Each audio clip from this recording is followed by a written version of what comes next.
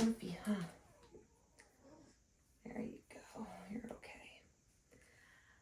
Hello, everyone, and welcome back. It has been quite a while, 8 weeks to be exact, and I kind of just wanted to get on here, introduce little Lila Ann, and also talk about my birth story. So throughout this video, you'll see kind of snippets of being induced, going into labor, and kind of like that birth story of mine. But to be completely honest, it happened really quick. She was born 3 weeks early at 37 weeks. So I don't have a lot of footage, but enough to kind of get the gist, and I will tell my story. And again, I just kind of want to make this aware that I'm not trying to scare anybody, because I do think that I had a pretty intense first time labor and birth story, but it was beautiful. I loved it. I would totally do it again. So it obviously didn't scare me that much. But I just wanted to kind of talk about it and kind of bring people aware to what could happen too, especially as a first time mom, because me going into it, I did not know that any of these things could happen. So this is little Lila Ann. She is 8 weeks, and we are getting ready to go to her 2-month checkup in about a week. So that's where she gets her shots and everything like that, which I'm so not ready for. I feel like 2 months have come and gone. Taking it back, like I said, she was 3 weeks early. So my due date was August 15th and she came July 27th. So I first moved back to a due date or an induction date of August 8th. They thought that she was going to be coming a little bit earlier just because of my high blood pressure. So around 30 weeks, I kind of knew my body was elevating in blood pressure. And what I mean by that is I'm usually like a 110, 117 over 80 type of person. And as I went through my pregnancy, you guys remember probably how swollen I was from like the waist down. That was like a pretty clear indicator that my blood pressure was going to be, coming up. And in the last few weeks before having her, I had a right side temple headache, which was like another known blood pressure spike type of deal. So around 30 weeks, 32 weeks, I definitely saw the increase of my blood pressure. It was like moving up to 130s. And I kept telling that like, hey, this isn't my normal blood pressure or anything like that. Do you think I would be induced? So they really couldn't do anything for me until my blood pressure was at 140 over 90. So at around this time, 32 weeks, we were kind of just waiting for my blood pressure to get to that point. So I went in for a checkup, and it was pretty elevated. I kept getting swollen. I felt like I was retaining even more water. My ankles you couldn't see, my kneecaps you couldn't see, definitely my toes you could not see. And what I mean by that is this was really swollen. I'll show a photo here. It was bad. And I was drinking so much water. So that was like the craziest part. But nonetheless, so 36 weeks, we kind of knew, all right, so you're most likely going to be induced 39 weeks, but most likely before. So I was kind of like gearing up, okay, at least I got till, 39 weeks. I won't go the full 40. So the week that I turned 37 weeks, my grandma is going through chemo. So typically a couple days after she had chemo done, my mother, my sister, and I usually hang out with her so that, kind of just keep the good vibes going. And we decided to go to the beach. I took the day off and we were there totally fine. I'll show a little picture of me still fully pregnant. Nothing out of the ordinary, except my swollen feet. I was having a headache, that right side temple headache. My gyno just kind of told me to watch that and see if it gets any worse. If I had any stars in my vision or any blurry vision, anything like that, to let her know. So we're going about my day. We went to the beach. It was great. Grandma loved it. All is well. And I'm talking to my mom just like this, casually talking, sitting down. And it was like a wave of, the speckly black and white star type of deal. And kind of like when you're dizzy or when you stand up too quick, It was literally like that, but it was like a full wave. So instantly I stopped talking and I look at my mom and I'm like, something just happened. I just saw stars and I think I need to call my gyno. We're probably going to have to go. So I didn't think at this moment that I was just going to be like admitted and induced. I just knew that something was going on with my blood pressure. So I call my gyno and she's like, yes, it was around like almost 5 o'clock at this time. So she wanted to take my blood work. And since the office was closing, she told me to go to one of the best hospitals. My sister-in-law, shout out to Meg, she works there as a labor and delivery nurse. So at this point, I'm just going to get my blood drawn since it's after hours. That's basically what I thought. So I call my husband, Sean comes, he meets me and my mom. Check in. It was a pretty long process because, again, I didn't think I was getting admitted. I thought I just was getting blood work drawn. And the whole point of us going there was that the labs for blood work, turnaround time to get those results are pretty quick. That was the whole point of going to the hospital and getting it done there. So this is now, rolls around to 6 p.m. We get into triage. We had great nurses. I texted my sister-in-law, told her everything that was going on. She already thought that I was going to be, admitted, that blood pressure was going to spike over the 140. So she really thought that I was going to have this baby. So turns out I did. I got induced. This is July 25th. And I got induced around, I want to say maybe almost midnight. And by induced, I mean I got started on the medication, and the first medication is kind of like a vaginal one where it just kind of sits in there and your cervix tries to open up. So that was kind of the first day of the long haul. After that, it moves into a Foley balloon, which is then inserted in you to, again, inducing you to get your body ready to go and push out this baby. All was well. I was really feeling it. I thought I could do this. I was ready. Me and Sean were very pumped, excited, thinking that it could happen in the first 12 hours of that balloon coming out. It didn't. So being 37 weeks, I didn't realize that I thought with the medication that my body would really, react and just kick in and do what it needed to do.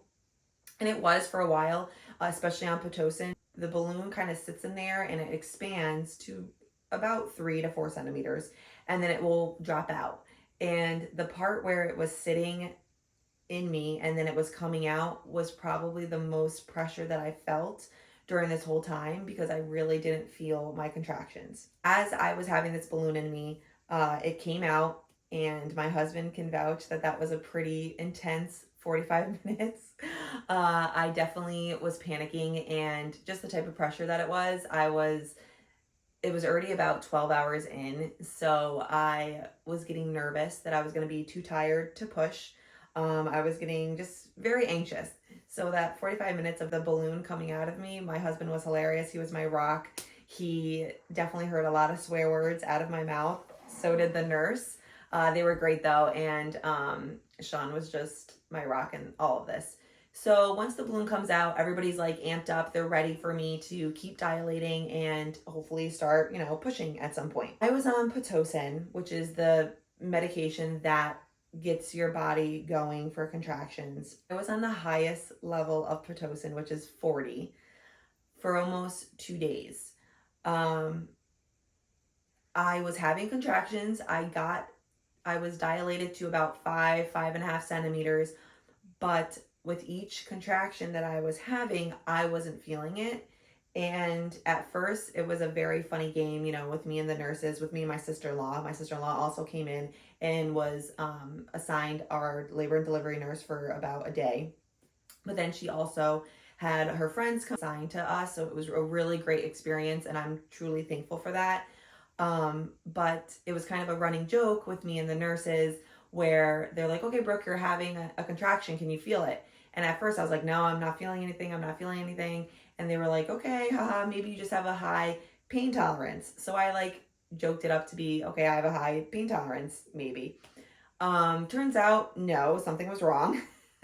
And with each passing hour, I wasn't moving forward in dilation, and I was still not feeling these contractions. I mean, I was like feeling maybe like the tightening of it, but being 5.5 centimeters and not feeling like the full belly tightening type of contraction, it was alarming. And about the morning of Thursday, which is the 27th, I had a decision to make where I could either stop Pitocin, be off of it for about an hour, and then let my receptors kind of, gather themselves, and then start it again, and then see where it goes with labor, because sometimes your receptors kind of just get immune to the Pitocin, I guess. That's kind of like what the nurses were telling me.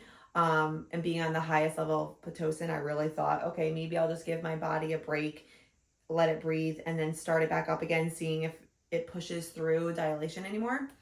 It didn't. So we decided at like 5 o'clock in the morning on Thursday to go right to C-section. Now, I had friends, my best friend had a C-section. I was never against C-sections, totally fine. Anything that was going to give me my baby, I was totally fine with. But after 2 days of trying really hard to push this baby out, getting there, I was really tired. And going into the C-section, you think you kind of know or prepare yourself like, okay, I'm getting cut open and I'm going to have a baby. That's what I had in my mind. It was a lot more intense, and I do not think that it's like this for everybody, so don't be alarmed. But I think my body being on Pitocin for those 2 days really impact the C-section, and it really felt like I was on like a Grey's Anatomy episode. So you move from your labor and delivery type of room where people vaginally deliver to an OR. And I knew that this was like a major surgery, but me thinking that, millions of people have C-sections every day, I didn't realize how intense this procedure was. I get my spinal done, totally fine. And again, I'm tired. I really have not slept. I'm a very light sleeper. I even asked the nurses in labor and delivery to give me earplugs because that's how light of a sleeper I am. So I really did not sleep. And then being on this table about to be cut open, I was falling asleep. And I think the anesthesiologist, she could definitely tell that going into having my spinal done. So as I'm on the table, again, it's totally like what you see in the movies. You're on there looking like Jesus on the cross, just arms out, ready to rock and roll, blue sheet up, everything like that. Sean suited up in his little suit. He was pumped. I'll show a picture here. But I could feel myself on the table falling asleep.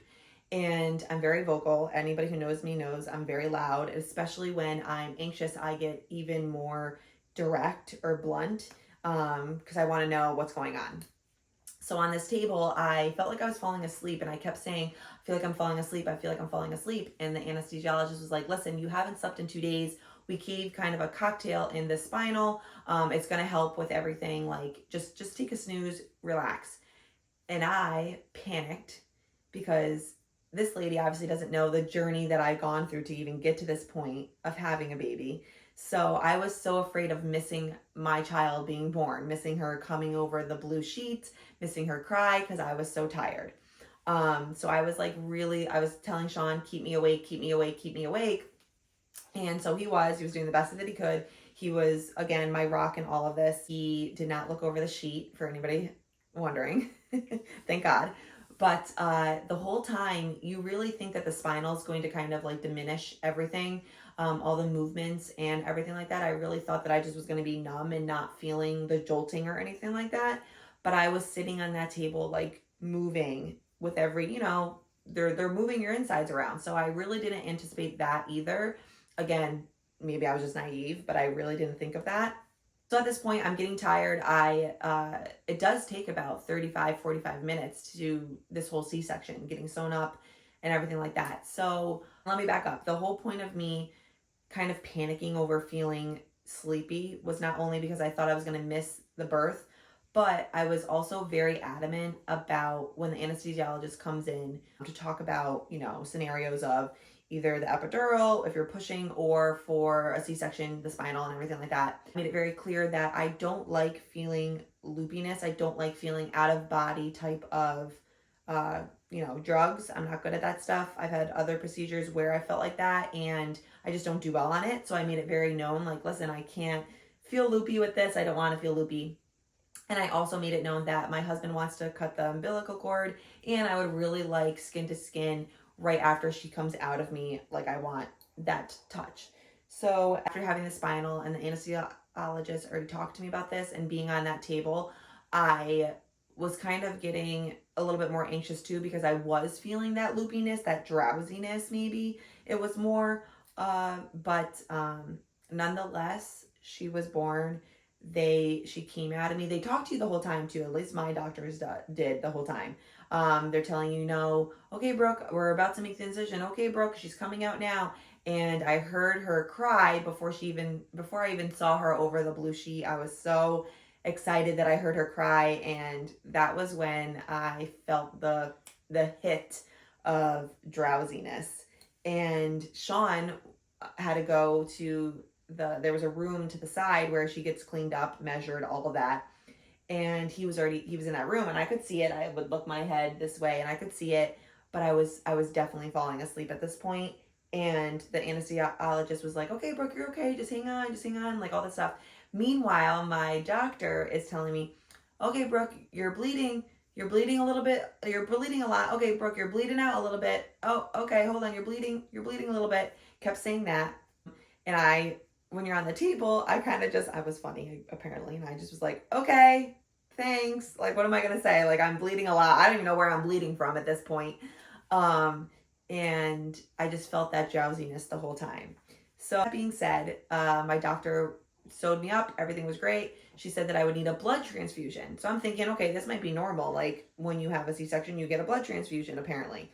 It's not normal for a lot of patients. And when we were in triage, after my body came down from, having her, are you going to wake up?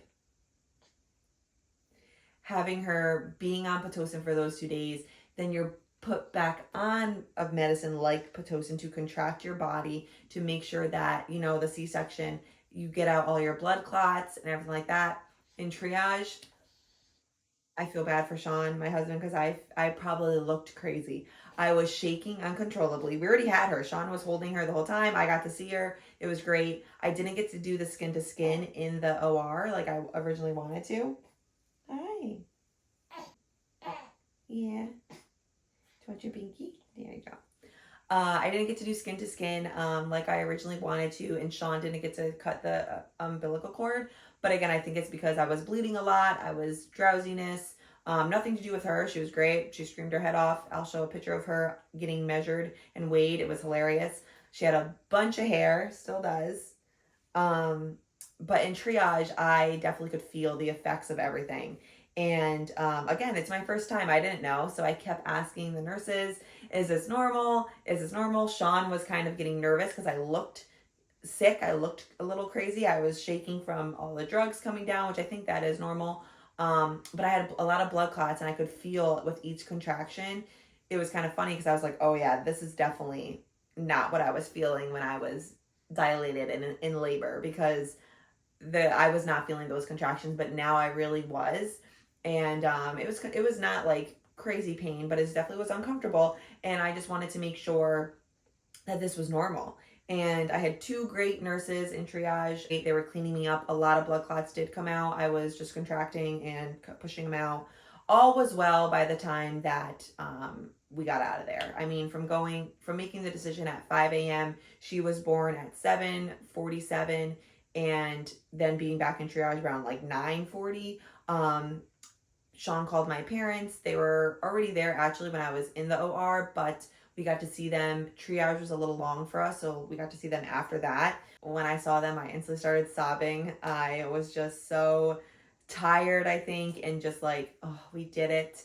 I finally have her, and they saw, everything that I've gone through. So it was an emotional roller coaster. I'll show little snippets of our whole family meeting her. Everybody came to the hospital. It was great. We were there for another couple days after that. I think all in all, we were there for we went in there on a Tuesday and got out on a Saturday morning, I think, Friday or Saturday morning. So it was great. It was a very intense situation, but again, it was my first time. So I feel like if it was that crazy the first time, then hopefully the second time will be fine. Yeah, so that was basically her birth story. It was great. It was, again, I keep saying it was great, but I was just so happy that I had her. I would definitely do it again. Her eyes are open now. What you doing? Oop. You guys can tell me who you think she looks like. I'll show a picture of my husband and then a picture of me. But you're a cute little girl, huh? Oh. It's okay. I'll start rocking you again. There you go. That was my birth story. I know that everyone's is different. If you had a similar situation, comment down below. Let me know. All in all, I think my birthing experience was exactly what it was meant to be. And I would totally do it again just to have her. I'm going to show just the snippets, the clips that I did tape so that you guys can kind of see everything that I was talking about. And I will post that right now. And then we'll check back in and I will talk about the last 8 weeks and what I've learned. So hopefully you guys can kind of take from what you want from that. And yeah. Okay, everyone. This is quite a surprise, but we are in the car right now. Me, Sean, mom's in the back. But we are in the car right now headed our way to our hospital because we need to get our blood drawn again. I actually did get blood drawn this morning, twice already, once for my thyroid and once for the blood pressure, to see if there was anything else wrong with my liver, my kidneys. I think enzymes was also on that list and electrolytes. So I thought that I was going to get these results back already. I have not. So I went to the OB around 3:30 again today. I called because I was seeing stars, and that's another sign of a spike in blood pressure, which you guys know that I've talked about, that my blood pressure is mainly the reason why we were going to get induced on 8/8. So now it's looking a little bit sooner. We're stopping and grabbing some food, and then we're heading straight to Albany Med to get the blood work drawn, talk to them, see if they're gonna admit me or if we're just gonna go home. So I'll keep you updated. Hi everyone, we made it. We are here at the hospital and we got here last night around 6:30. It is July 26th right now. It's about 3 p.m. So a lot of stuff has happened. We obviously got admitted. I got induced. We had a balloon put in me so that I could start dilating. It is now out, and my water has been broken.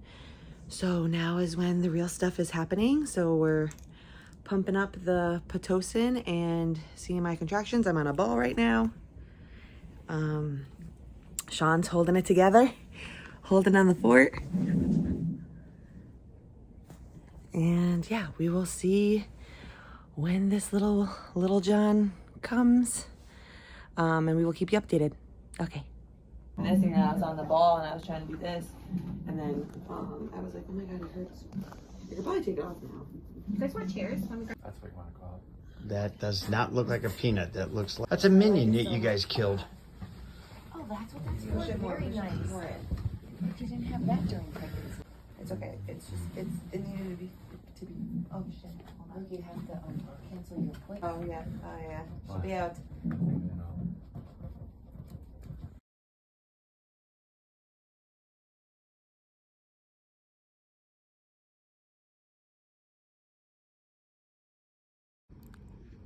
Hi, Mama. Hi.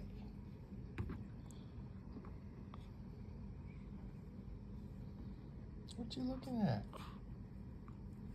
God bless you. Ooh.